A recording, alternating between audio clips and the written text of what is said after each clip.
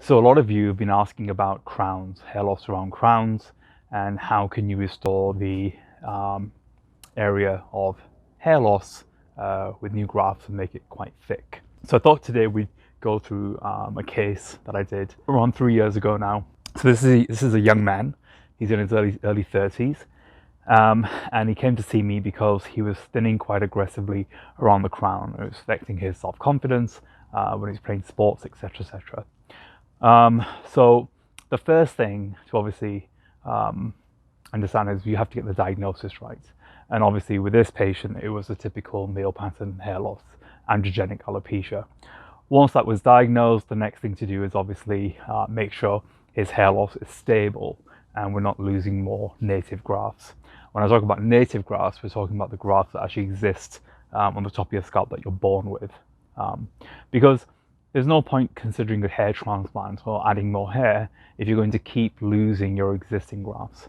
Hair transplants work and look good when you keep your existing hair, add new hair, the net result is positive. If, however, you add more hair, which is going to be there for life, but you keep losing your existing hair, your native grafts, the net result is either going to be flat or a downward curve. And that's not what we're really looking for. We want a positive result. So, of course, we managed his hair loss with the correct type of medications to make sure that he was stabilized. And the next thing, of course, is to plan a surgical technique in terms of restoring his hair.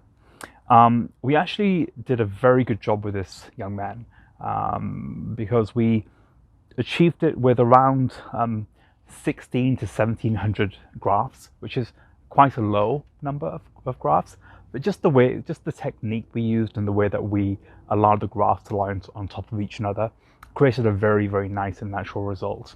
So if we just look at this here, if you look at the right hand side, that was the hair loss when he initially came to see me, and obviously he was managed aggressively with medication to make sure no new areas of hair loss were seen. And then we went about and we actually restored the grafts, and this is at 11 months, and the exact number was 1722. So the crown is notoriously difficult to transplant because the angles have to be correct. It can look quite unnatural if not done correctly. But with this young man, as you can see, it looks very natural. It doesn't look done. That's one of the main questions that is often asked, is like, oh, am I going to look done? Will people know?